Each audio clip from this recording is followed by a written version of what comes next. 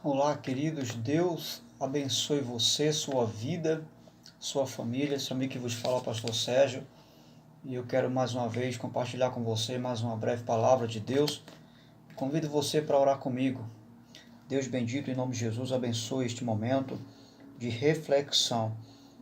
Peço a tua bênção para que o teu povo, essa mulher, esse homem, esse jovem, essa criança, possa compreender, à luz da tua palavra, o que estaremos aqui trazendo para a edificação dessa pessoa. Você pode dizer amém? Graças a Deus. Quero compartilhar com você um texto na Epístola do Apóstolo Paulo aos Gálatas, capítulo 3, onde nós estaremos abordando o seguinte tema: ordenação feminina ao ministério pastoral. Ordenação feminina ao ministério pastoral. Qual a sua postura, né? Vamos ver aqui a luz da palavra de Deus, lendo Gálatas capítulo 3, versículo 26, 27 e 28. Até o 29, para termos uma compreensão melhor. Paulo diz: todos vocês são filhos de Deus, mediante a fé em Cristo Jesus, pois os que em Cristo foram batizados, de Cristo se revestiram. Não há judeu, não há nem grego, nem escravo, nem livre, homem nem mulher, pois todos são um em Cristo Jesus. Se vocês são de Cristo, são descendência de Abraão, herdeiros segundo a promessa. Muito bem, um tema polêmico, mas muito preciso. E como alguns dias atrás já havia sido abordado a respeito desse tema, eu fiz questão de, à luz da palavra de Deus, trazer com claridade, com precisão, algo a respeito desse tema, que de antemão eu já quero dizer que não tenho dificuldade nenhuma para aprovar a ordenação feminina ao ministério pastoral. Sou de pleno acordo, à luz do que eu creio, à luz da palavra de Deus. Isso no seu contexto, no todo, né? Paulo está falando das bênçãos decorrentes da justificação pela fé em Cristo. E ele enfatiza que a mais importante de todas as bênçãos é a adoção de filhos.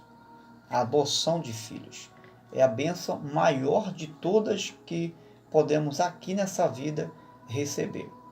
Só que no versículo 27 ele vai dizer: pois em Cristo, observe essa expressão, em Cristo todos foram batizados e de Cristo todos foram revestidos. Ele continua dizendo: em Cristo não há homem, nem mulher, nem livre, nem escravo. Não há judeu, no contexto étnico, não há judeu nem grego, pois todos somos um nele, na pessoa bendita do Senhor Jesus. Vamos um pouco parafrasear aqui o quanto a mulher ela foi valorizada por Jesus e o quanto ela tem valor, né? Não só para exercer um ministério pastoral, mas para exercer no dia a dia até mesmo uma liderança, né? Fora do altar. Se formos olhar para a mulher, nós vamos ver que elas são verdadeiras pastoras do dia a dia. E se a questão em pauta é a recusa ao ministério pastoral, como muitos aí recusam, né? Há muitas mulheres que lideram com muita eficiência, com muita destreza o ministério pastoral. E, diga-se de passagem, tem muitas delas que colocam pastores no bolso. São mulheres de Deus que têm sido usados para apacentar o rebanho de Deus com muita responsabilidade, com muita serenidade, né? E temor do Senhor. No Novo Testamento, olhando para o Novo Testamento, você e eu, nós vamos observar que essas mulheres marcaram o ministério de Jesus. E você vai observar que Jesus teve um comportamento heterodoxo. Por quê? Porque ele teve um contato com essas mulheres de uma forma muito próxima, muito de perto e sem nenhuma dificuldade. E um rabino jamais poderia pensar em ter uma aproximação com as mulheres judias. Isso era algo impensável na concepção, no pensamento, no comportamento de um rabino judeu. E Jesus, ele não tem dificuldade, você vai observar que ele abre as portas para as mulheres entrarem no seu ministério e servirem a ele. Ele dá importância, ele dá espaço para uma conversa. Ele envolve o seu ministério com as mulheres de uma forma tão profunda que elas chegam a soltar os seus cabelos e algumas delas banhar ele com perfume aromático, né?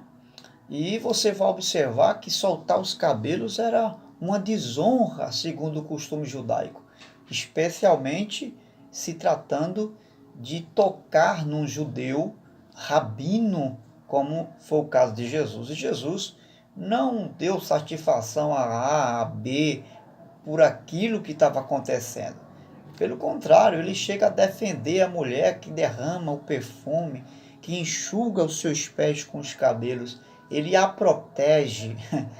Que coisa, né? Veja que a mulher, ela recebe um valor extraordinário no que diz respeito ao serviço do reino de Deus. Nós vamos observar que as mulheres lhe serviram com liberdade, né?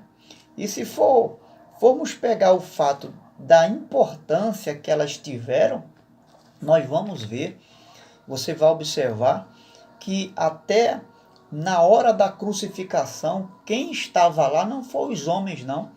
Todos os apóstolos deixaram Jesus na cruz, fugiram, e as mulheres estavam lá. As mulheres estavam lá.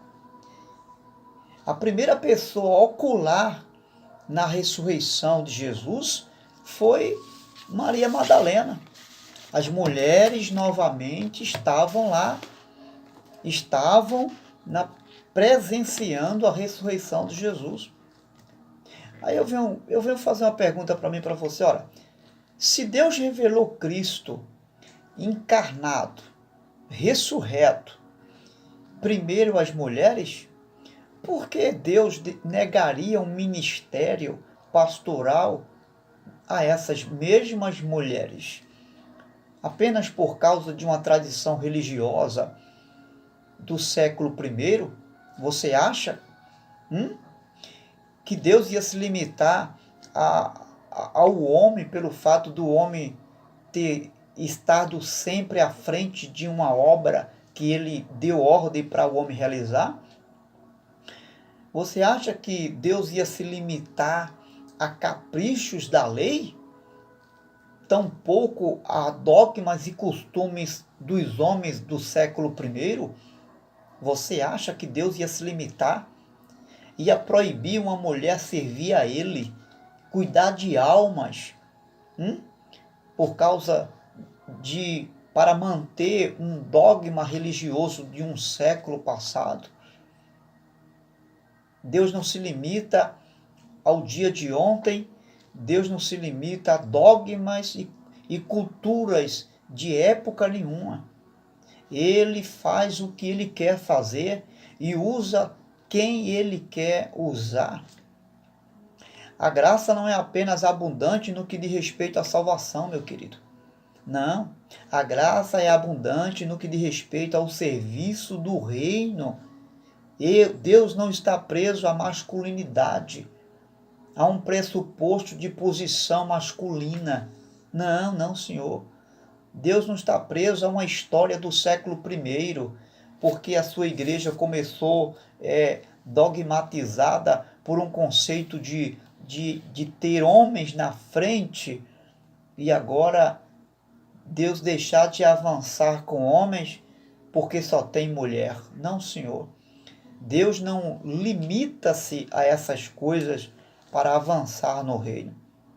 As cortinas do véu se rasgaram. Agora, segundo o apóstolo Pedro, capítulo 2, você conhece o texto, todos nós somos sacerdotes, homens e mulher. A Bíblia não está falando de homem no sentido geração de homens, não. Geração homem e mulher. Todos somos sacerdotes do Senhor. E isso só havia nos tempos de Jesus e de Paulo. Nesse período, e por mais aberto que Paulo fosse em relação à sua mente, em relação ao Evangelho, Paulo era sempre condicionado e limitado à cultura daquela época. Embora Paulo, em muitos momentos, a exemplo do texto que nós lemos, quando ele vai falar no começo do texto, do capítulo 3, versículo 26, ele vai dizer: em Cristo não há homem, não há mulher, não há livre, não há nada disso. Em Cristo não tem diferença de livre, de escravo, de judeu, de grego, de homem, de mulher. Não, não, não. Em Cristo nós somos um. O homem serve, a mulher também serve, o livre serve, o escravo serve do mesmo jeito. O judeu senta na mesa do judeu e o grego, o gentio, senta também na mesa para servir o seu senhor do mesmo jeito. O homem serve, a mulher também serve. É isso que Paulo está falando. Você precisa ter essa compreensão. Então, Paulo, ele se limita e ele é condicionado a uma cultura da sua época. E não só ele, mas Jesus também, de certa forma, ele foi condicionado à cultura da sua época. E por que Paulo limita as mulheres para realizar algumas atividades na igreja? E é justamente para que não desse escândalo por conta da cultura religiosa do seu tempo. Paulo queria minimizar a extravagância da falta de compreensão dos judeus. Paulo queria amenizar o escândalo. Então, o que ele diz? Ele começa a colocar regras. Ele começa a colocar algumas regras. Ele começa a colocar a regra dos homens, princípios para as mulheres, dos livres, coloca a regra para os escravos, enfim. Ele vai colocando alguns princípios, mas não por causa da graça, mas por causa do costume, da cultura, que os judeus ainda estavam presos a isso. Então, se Paulo chega simplesmente dizendo e colocando como ditadura tudo aquilo que ele pensava em relação à graça, o evangelho ia se escandalizar mais ainda. Então Paulo minimiza, Paulo é flexível com os judeus, com os gentios, e ele vai esclarecendo aos poucos essa verdade que com muita dificuldade você vai observar que os judeus recebem os gentios, recebem os pagãos com muita dificuldade. Até mesmo o próprio apóstolo Pedro, ele vai aceitar com dificuldade a presença dos judeus por causa da circuncisão que não tinham feito. Então é muito importante você entender a cultura, você entender qual é o período que a igreja está vivendo naquela época, para não dar liberdade às mulheres de fazer isso ou de deixar de fazer aquilo outro.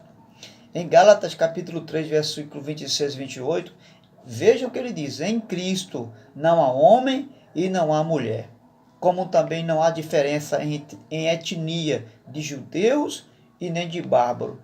Todos em Cristo somos um. Depois que Paulo fala isso, ele vai dá as instruções que os judeus precisam em relação à postura religiosa deles. Mas não que Paulo estava fazendo divisão, separação para isso ou para aquele outro. Ele dá aquelas instruções por causa da cultura e os dogmas religiosos do seu tempo. Só que no início você vai dizer que ele diz: em Cristo não há distinção. Mas como vocês vivem na religião, vocês estão presos a uma cultura que mexe com a moral de vocês, então eu vou colocar algumas regras aqui. Olha, a mulher faz isso, os homens não. Os homens fazem isso, a mulher não. Entendeu agora por que Paulo faz distinção? Mas não porque há distinção, por causa da cultura da sua época. Um bom número de igrejas, no capítulo 16 aos Romanos, você vai observar que Paulo funda algumas igrejas. Naquela época não havia templos como o nosso, com essa estrutura, então as igrejas eram nas casas. E você vai observar que Paulo sauda muitos irmãos que estão com congregações em suas casas. O que é que Paulo vai dizer? E um bom número de igrejas foram presididas por mulheres. No capítulo 16 você vai ver isso. É exemplo da casa de Aquila e de Priscila. Quando Paulo se dirige à igreja que está na casa de Aquila, Paulo primeiramente se dirige a Priscila, dando a ela uma maior honra, como uma revelação de que Priscila tinha uma influência ministerial na liderança daquela igreja ali. Veja que Paulo primeiro faz menção a Priscila e não a Aquila, o esposo dela. Aquila podia ser um bom marido, um bom obreiro, mas Paulo faz menção a Priscila e nos faz entender que Priscila tinha uma influência de liderança naquela congregação. Ela tinha uma forte ligação com o ministério daquela congregação. Agora, negar o ministério de uma mulher só porque é mulher, isso é patético, isso é utopia, isso é falta de uma mente aberta para a revelação da graça e até mesmo do próprio Cristo, que abriu as portas para as mulheres lhe servirem. Jesus, né? Jesus, no Antigo Testamento, ou melhor dizendo, tanto o Antigo Testamento quanto o Novo Testamento, né, você vai ver que no Antigo Testamento havia essa questão de servirem à frente do ministério sacerdotal os homens, porque era um requisito da lei. Não era simplesmente além da mulher não ter a primazia no serviço do sacerdócio, era ela excluída de muitas coisas. Então, se você pegar como pressuposto a lei, é claro que você não vai encontrar na lei mulheres à frente. E diga-se de passagem, a exemplo de Débora, né? A exemplo de outras mulheres que... Aí você vai dizer, mas eram juízas da época. Mas eram líderes. Uma juíza era aquela que debaixo da direção de Deus, dava diretrizes para o povo. Então você vai observar que eram mulheres de liderança. Então, no Novo Testamento, você vai observar, alguns podem pegar como um pressuposto o fato de Jesus não ter apóstolo mulher. Existem duas situações para esse fato ser evidenciado. A primeira situação é porque Jesus não veio desobedecer a lei. Ele veio obedecer a lei. Em que sentido? A lei exigia que nenhum rabino poderia entrar numa sinagoga ou no templo para abrir a Torá se ele não tivesse 10 homens aliançados na aliança de Abraão. Se ele tivesse 20 mulheres e 9 homens, ele não podia abrir a Torá. Daí a importância e o fato de Jesus não ter mulher no seu apostolado. Não porque ele não queria que as mulheres exercessem o papel de uma apóstola. Não, mas por conta da lei. Como ele veio cumprir, então ele cumpriu na íntegra. Aí você pode dizer, mas os apóstolos, quando Judas morreu, foi substituído por um outro homem. Claro, os apóstolos, eles simplesmente estavam mantendo duas coisas. Eles manteram a lei, porque como judeus, eles tinham a lei de Moisés, ainda que estavam abraçando a graça, mas muito lento, de uma forma muito devagar e até com medo. Para você ter para você entender essa verdade, Pedro, um dos pastores e líderes da igreja do século I, ele teve dificuldade de aceitar até os gentios. Ele estava fazendo até acepção, e você sabe disso. Quando Paulo chega e quebra esse tabu, diz, não, Pedro, os gentios têm que ser aceitos. Você vai observar que os próprios apóstolos em algumas áreas tiveram muita dificuldade. Mas você pode arrogar, mas quando foram levantar diáconos, não levantaram mulheres para cuidar das viúvas. Claro, eles estavam organizando o ministério à luz de um contexto do primeiro século. Eles estavam organizando o governo do ministério à luz da lei, não à luz da graça. Entendeu? Eles não estavam ainda com a mente aberta para trazer e abrir o leque da graça abundante que Jesus trouxe. E é claro que eles iam seguir o modelo do seu mestre. Eles iam seguir o modelo do seu mestre. Isso não significa dizer que nos dias de hoje uma mulher não pode exercer o ministério diaconal, o ministério pastoral. Não, senhor, de forma nenhuma. Se você observar, Paulo vai dizer que todos foram revestidos, todos foram batizados, em Gálatas capítulo 3, versículo 26. Todos foram batizados e revestidos de Cristo. Revestidos de Cristo, ele está falando de uma roupagem. Que roupagem é essa? Em outras expressões, você vai encontrar que todos se vestiram de Cristo. Que roupa é essa? É a roupagem do Espírito Santo. O Espírito Santo veio para todos, homem, mulher, jovem, crianças, veio para todos. Se vestiram de Cristo. Que roupa é essa? A roupa é a roupa do caráter de Cristo. É a roupa da vida moral que Cristo trouxe. Isso não tange só ao sexo masculino, mas ao sexo feminino. Não há gênero aqui. O texto não se limita a um gênero. A roupagem não se limita ao homem, mas ao homem e mulher. Quer mais um exemplo claro de que Jesus não faz acepção de mulheres para servir o reino de Deus? Marcos capítulo 9, versículo 38, os discípulos vê alguém expulsando o demônio, libertando uma pessoa, e diz, Senhor, aquela pessoa ali não está em nosso meio.